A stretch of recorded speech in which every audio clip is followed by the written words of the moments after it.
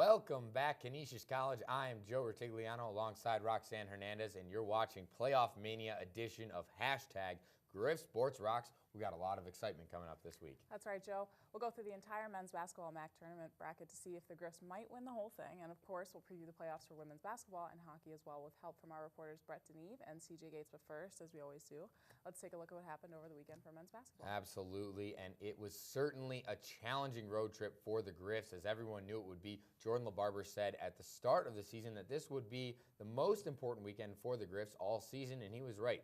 The Griffs could finish as high as second with 2 wins, and they started out on the right foot on the road against Ryder. They beat the Bronx 79-66 behind a stellar performance from Billy Barron. He had a double-double with 29 points and 10 rebounds, but he had a lot of help too, including a 21-point game from Jordan Heath, who was 8 of 9 from the field, including 3 of 4 from three-point land. That's right, and the question was, could they carry that momentum into Sunday's matchup with Manhattan? From the get-go, the answer seemed to say no. They fell behind by as many as 16 points before coming all the way back in a game that wasn't over until the last 15 seconds. The Griffs lost 68-63 and hung around despite miserable offensive games from starting guards Billy Barron and Zach Lewis. The senior and freshman duo combined for just 18 points, shooting 20% from the field. And so the loss means the Griffs will have the 4th seed in the tournament. They'll take on the Siena Saints in their first matchup. The Saints come marching into the tournament with a 4-game winning streak, including impressive wins over Manhattan and Quinnipiac. So that'll be something to watch out for. And this marks the 8th time that the Griffs and Saints will meet in the MAC tournament. The Griffs are just 2-5 in those matchups. The most recent time that these two teams played in the tournament was in 2009 when the Griffs lost 77-52 in the quarterfinal round. They were led in that game by Elton Frazier and Julius Cole, who had 13 points apiece. Former Griff sensation Frank Turner also chipped in 12 points. And don't forget, the Griffs have already beaten Siena twice this season, including that triple overtime thriller just a few weeks ago. Billy Barron was the leading scorer in both games for Canisius, scoring 21 points back on December 8th, and then a career-high 40 points 3 weekends ago. Dominique Rainey also had one of his best games of the season in the first matchup, with Siena scoring 19 points on 6 of 7 shooting from the field. That's right, and Rainey is one of the players who will need to step up for the Griffs this weekend, as teams will do everything that they can to control Billy Barron. The Griffs will also have to make sure that they compete on the glass, and forward Chris Manhertz is the man who draws that assignment for the team. Right now, we'll take a listen to his thoughts on his final MAC tournament at Canisius. Yeah, the mindset is obviously to win out. You know, it's do or die for us, especially for the seniors. You know, this is our last shot at it, and we got to seize the opportunity. What would it mean to you to be able to leave this legacy at the school of getting to the NCAA tournament? It'll be a tremendous, humbling honor, you know, just to be a part of something that special. But like I said, we have to do it first. You know, we have to, you know, go out there and play. I was going to start with a matchup against Siena. You obviously weren't around for that game last time, and it went to 3 overtimes. They gave you a really hard time. What do you think you can bring to make it a little bit easier this time around? You know, just the usual post presence, defensive presence. You know, whatever I need to do to make plays for my team to win, whether it's on the defensive or offensive end. Had a few tough games against the Quinnipiacs, Manhattans, Ionas of the conference, but these are the teams you're going to have to beat to accomplish that end goal. Are you confident going up against any of these guys? Yes, given the fact that, you know, it's pretty hard to beat a team 3 times. You know, we will have to make adjustments. You know, I'm sure and confident that our coaching staff will have something when the time comes. That was Chris Manhertz. Kyle Ferrara here with you in Studio B, as always with John Langley, and John Joe will be joining us over here in just a second. We're going to help you fill out a perfect MAC tournament bracket. Keep it locked right here on #Griff Sports.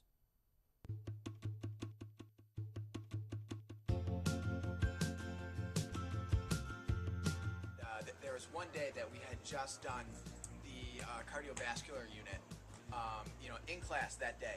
And then right after class, I went over to the Vascular Institute, volunteered, you know, put the scrubs on. And one of the doctors asked me if I wanted to see an open heart surgery. And so I said, yeah, really? Sure.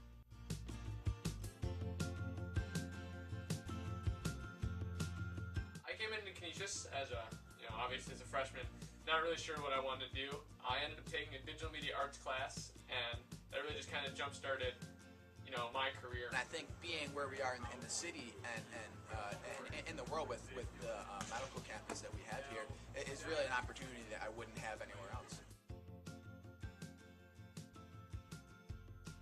It's more than just academics. Meet different people. Go out and do things. There's so much more to college. It's an experience. I instantly fell in love with doing video work, graphic design. I started pursuing more and more opportunities in the school, whether it was doing admissions videos on the sides. I did a couple videos for alumni relations, the president of the college, and then I actually got noticed last year, and they sent me over to the Philippines to create a feature-length documentary. I lived with a host family while I took classes in Spanish with Spanish professors at the University of Oviedo, and I was a Spaniard for a semester, and it was the best decision I made as a college student.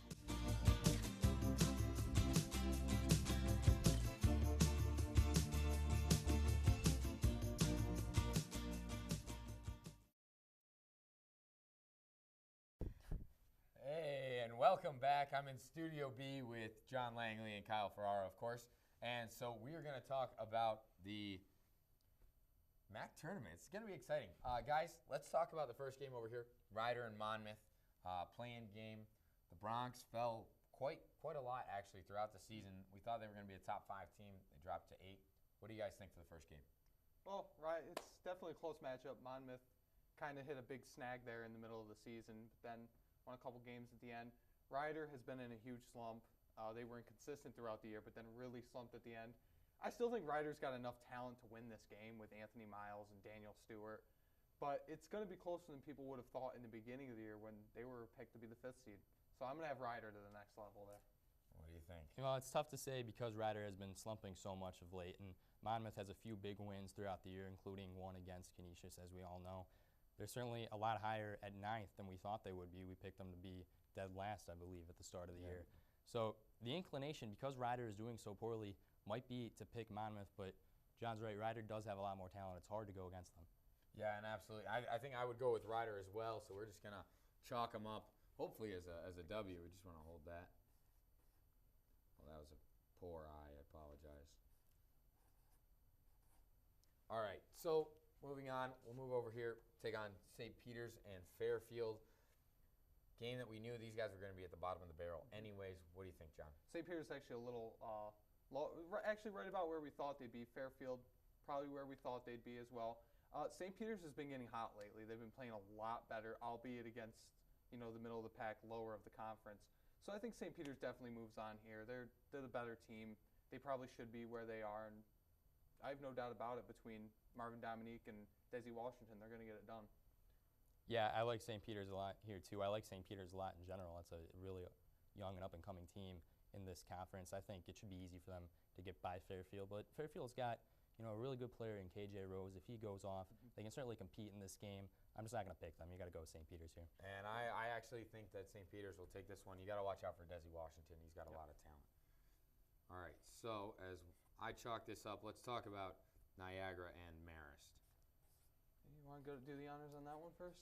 Well, Niagara's not very good right now. That's why they're last. I think it's too easy to pick Marist here. In fact, I think Marist has some upset potential in this one. It's an easy call. Number 6, Marist over dead last Niagara, and does that feel good to say? Marist is a lot better than I thought they'd be this year. Coach Bauer has done a fantastic job with that team. They're really overachieving, in my opinion. They're a scrappy team. They don't average more than 65 points a game. They're not the best rebounding team. They're not even the best defensive team, but they're finding ways to win games. They're going to beat Niagara easily. Niagara is really one of the worst. They're really bad. When Fairfield, who is probably the least talented team in the MAC, finishes ahead of you, I have no qualms in saying you are really bad. Yeah, and it's almost unfortunate that we're not going to see Antoine Mason in a big-time game in this tournament because he's right up there with Billy Barron. From a basketball standpoint, certainly is. From a Griff standpoint, you're going to be happy that they're gone. Well, on that note, Antoine Mason was robbed of the first-team All-MAC team. Yeah. I can't. I mean, I didn't like his attitude all year, but you can't rob a guy first-team All-MAC when he's the 2nd or 3rd leading scorer in the nation. That doesn't make much sense. Yeah, absolutely. And I think you got to look. AJ English and Sean Armand with almost identical statistics. I think that's it's a dig at Niagara. And if I'm Antoine Mason, I'm scoring about 40 next year a game. So we've got Marist is moving on. How about we start over here? We'll go Marist Quinnipiac first. What do you think? Well, I mentioned it. I think Marist has upset potential in this one. Quinnipiac is really struggling right now. And the thing about the Bobcats is they have a certain physicality that nobody else in the MAC has except maybe Manhattan. And they're going to be tough to beat. this time of year. But because they're slumping so much and because Marist has, quietly become a threat in the middle of the pack, if we're going to see an upset, I think this is the one, and I'm going to call number 6 Marist over number 3 Quinnipiac. And John? Surprisingly enough, I'm going to agree with Kyle. He kind of coaxed me into this one. Quinnipiac has really been struggling. They're not playing their game lately. It's all dependent on Ike Azotam and Yusei Drame.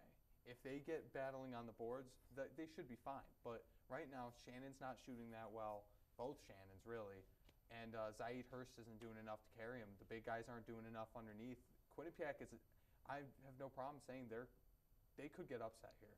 Yeah, and I think the way Marist has played, what we saw them do against us, and also what they've done, just straight across the board. They've really competed with everybody. I think that they're definitely a team to watch out for. Now we'll take it over. Let's talk about Canisius Siena. Not really the game we were looking for if you're a Griff fan, and also not the team you're looking to play against. Siena's hot right now. I know they did lose last weekend, but still, they're playing a lot better than anybody else in the conference. Hottest team in the MAC right now. They're rebounding the ball. They're scoring. Poole, Himes, everyone playing across the board very well. Levon Long, easy freshman all MAC team. He's been playing phenomenal this year as a combo guard wing player. I still think Canisius gets it done, but this is going to be a really, really good game. Siena is going to give it everything they have. I almost picked Siena, but I think Canisius, I think Billy wills them to this one. You're going to take Canisius. I think I'm going to take Canisius too, and this is certainly the matchup you wanted to avoid if you're the Griffs. I've made enough puns all week about how the Saints are marching in. We all know they're hot. That's what it is. But at the end of the day, I just don't think Billy Barron is going to let this team lose in the first round again. They've got too much with him, and if Chris Perez plays as well as he can, and if Zach Lewis can overcome, the tiredness he's feeling as a freshman, this is a team they should put away. Obviously, last time it took three overtimes to do so, but they didn't have Chris Manhertz. I think this is a win for Canisius. Yeah, and I like that. I think that'll be a very good game, but I think that Canisius will come out on top. It's just Siena can't rebound with the likes of Chris Manhertz, Josiah Heath, Jordan Heath, Phil Delaney. All right, Manhattan St. Peters. Manhattan. Not even. I think this is the game where you can say I'm not going to question what happens. I think Manhattan's got it locked up. Yeah, you have to pick Manhattan. I'd like to question it because of all the talent that St. Peter's has, but I can't this year. Manhattan is going to win this game. But really watch this. See how St. Peter's can compete. And if they play well, they're certainly going to have momentum going into next year, and they're going to be a dangerous team. Yeah, and the other thing to mention is Manhattan struggled against Fairfield, and they also struggled against Niagara as well as Monmouth. So something to kind of keep in mind is it's possible that Manhattan could possibly lose this game. Now, unlikely, but Manhattan's the one team that's really fallen into that, playing down to their competition. So something really to pay attention here. It is, yeah, very much. Sure. And they might even think they're looking forward to another game against Quinnipiac, who they haven't beaten this season. Mm-hmm. So that might be something to keep in mind there. All right, 1 seed, Iona versus Ryder. Iona's too much. They score way too much. Ryder's really struggling to score the basketball right now. Iona doesn't even need to be able to rebound or play defense. I think they're going to blow Ryder away. Yeah, you've got one team in Iona that's coming in with all the confidence in the world, and another team in Ryder that just doesn't have that same confidence, and they don't really even have enough to compete. I think the 2 games on the top of this bracket, like we talked about with Manhattan, St. Peter's, and now Iona Ryder, are pretty easy giveaways to the top 2 seeds. All right, and now we've got Manhattan Marist in the semis. That's something I know we weren't thinking about. But we'll go to commercial. When we come back, we'll finish the rest of the bracket, and we'll see what John and Kyle's thoughts are on Canisius Iona as well. We'll be right back.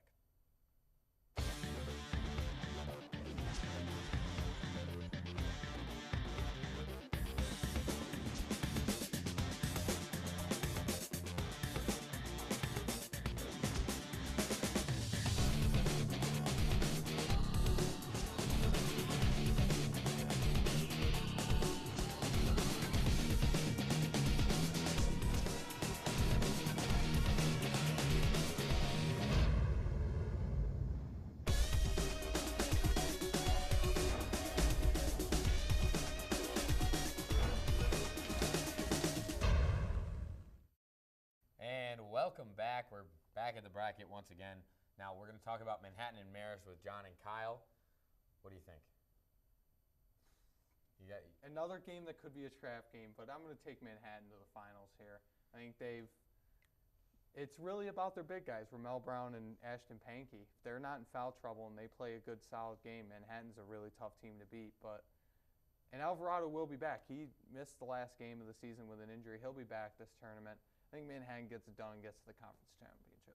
You know, you've both mentioned the possibility that Manhattan might fall in a trap game against St. Peter's or Marist, but really I couldn't see this happening to that team because they just play so well together. They're so well coached by Steve Masiello, who I think is going to have a big-time job one day. I don't think he lets them fall into that mindset. They know what the ultimate goal is here, and I think they make a return to the MAC championship game. Yeah, and another thing to mention, Manhattan playing Marist. Marist is coming in hot after that 31-point victory over Quinnipiac last weekend. I think Marist comes in with a lot of confidence, especially if they beat Quinnipiac again, and they've beaten Niagara. I think it's there, but Manhattan's very tough, very physical. I don't see it happening, and I'm going to agree with you guys here. We're going to put Manhattan in the final. And who will they be meeting? Would you like me to go first? Well, do I have to be the bearer of bad news here? This is just eerily similar to last year. I think Iona is going to be the word that Billy Barron shoots up in his sleep at age 45 screaming about because they lost twice. This team scares me so much as far as a matchup with the Griffs, though. And I'd like to pick Canisius. I want the school to be there, but I think Iona is going to take this game. John's going to throw a curveball here. I think Canisius gets this one done because they have to be upset with Iona, what they did to them at the Kessler Athletic Center. They embarrassed them. I mean, it was only a 10-point loss, but Canisius had that game at halftime. They were up by near double digits. Billy, I just don't think this team lets it happen this time. I think it's going to be a scoring fest. It's going to be in the 90s. But this time, Canisius does not send Iona to the line around 40 times, and they get it done. So, leaving it up to me, of course, to decide. The homer. And you have to be a little bit. Here's the thing that I'm thinking right now. Iona has been playing very well. The only problem is the last team to beat Iona before maybe a week ago was Canisius. So Canisius knows the tricks of the trade. The other thing is, honestly, no Chris Manhertz against Iona at home. I think that's huge. If the Griffs decide to play defense, which in the Siena game they're going to have to do, I think Canisius continues this spread of shutting teams down. However, if Ryder comes out and blows Ryder away, Iona comes out and blows Ryder away, I don't think that they're going to get it done. And I'm actually also going to take Iona in this one. That's good. I am surprised at Joe Rutigliano right now. He's the last man in the Joe world. would be the last guy I would think. Well, and it's not that I don't believe in the team. This is very easily a game that Canisius can win. I'm going to take Iona because last year I took Canisius to the championship game and nothing happened, even close to that. Don't overlook Iona. They're very tough. Tim Kluse, they're a well-coached squad. Look for that. Very good. And so a championship game. Now, John, obviously you had Canisius in the championship game, but throw us your prediction for an Iona-Manhattan championship game. Well, Manhattan just beat Iona, and I can't imagine that happening again. I'd have to take Iona. I think they're going to outscore them. I think they're going to take away the size advantage of Manhattan and make enough shots to win the game. I disagree. I loved what I saw out of Manhattan in their last matchup, and I think they would apply that same kind of game plan and do it successfully. They obviously lost in this matchup last season. They want to get back there. They have George Beeman this time around. I'm just really so impressed with everything I see about this Jaspers team, from the coaching to the execution from the players, and I think they are your MAC champions. And you know what, leaving it up to me once again, I just want to take a quick look. Manhattan would play St. Peter's, and in our bracket also Marist, whereas Iona's got to take on Ryder and Canisius. I'm going to say the easiest road to the finals right now belongs to Manhattan because Canisius fell. I'm going to take Manhattan. I think that they're solid all the way around. Their bigs they play very big. We've got bigs that don't play as big.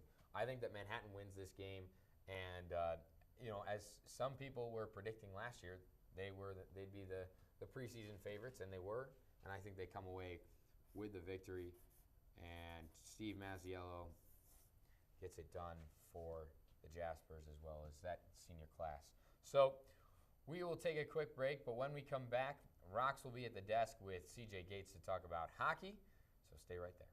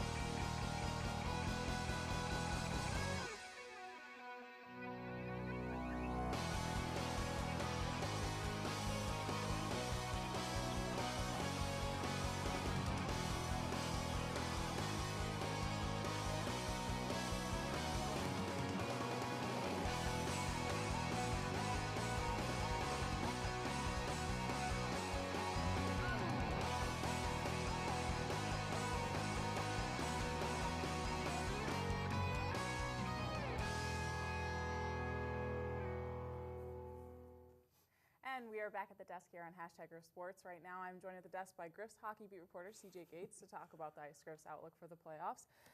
Men's hockey finished 11-13 on the regular season series.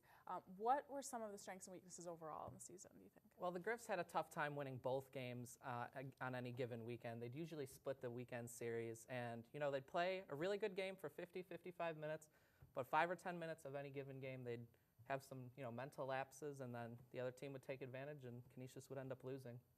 So looking forward, we earned the 7th seed for the Atlantic Hockey Tournament, and we will face Sacred Heart, who is seeded 10th on this tournament. How can we compare ourselves against Sacred Heart, a team like Canisius that? is a lot better than Sacred Heart. If you look at their stats throughout the season, Canisius really ranks higher than Sacred Heart on all of them. Canisius scores more goals per game.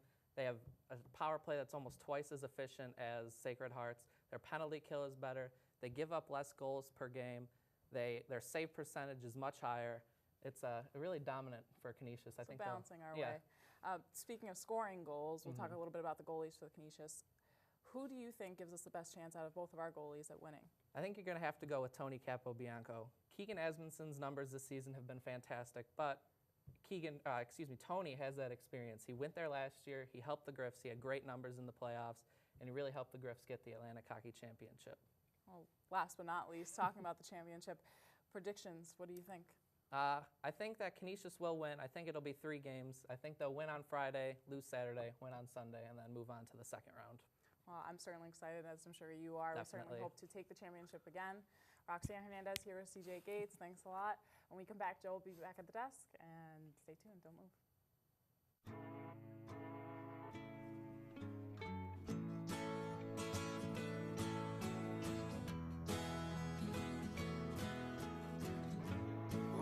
Son, tell him that I've begun to dream of things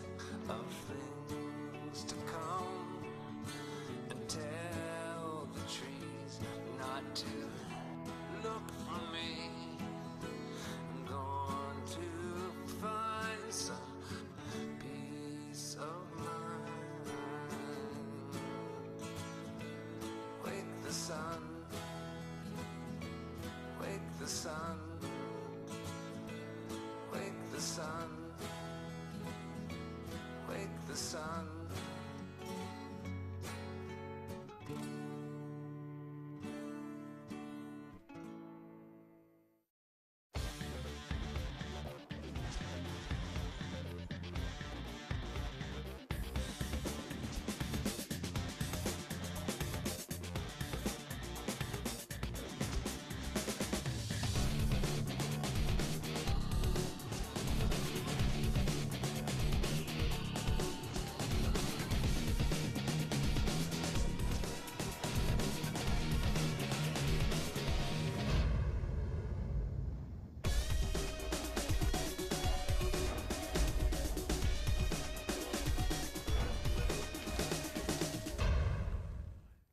You're watching hashtag Griff Sports and Rocks. We've talked about the men's basketball tournament. We've also talked about hockey, and what we haven't gotten to yet is women's hoops. So for the first time, this team avoids the play-in round as they've earned the 5 seed, and they'll take on 4th-seeded Quinnipiac on Friday. Tell us about the season series with Quinnipiac. Well, teams have never met in postseason action, and they've never squared off before this season. The Griffs lost both of the matchups this season by scores of 65-55 and 65-51, so pretty close games. In the 2 games, Jamie Ruddle played very well, recording 27 points in the 2 games as well as 16 rebounds. The key for the Griffs will be to get the ball down low to Ruddle and play some good defense to advance in the tournament. And to get the Griffs in the mindset of the players. And just going into this weekend, our correspondent, Brett Deneve, sat down with the women's basketball team.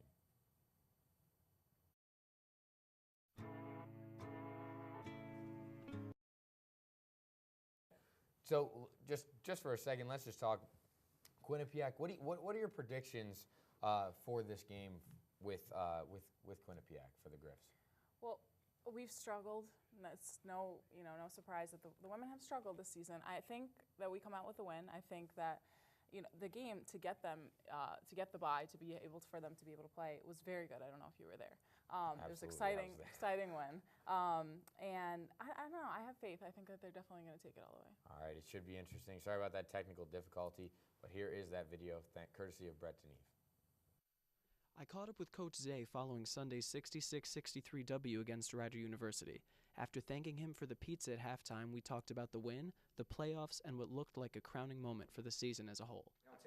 Today was really like a MAC tournament game, and both teams know that it's the first round bye at stake. The winner is going to get the 5th seed, so it was very much like a MAC tournament game. I thought it was refereed like a MAC tournament game.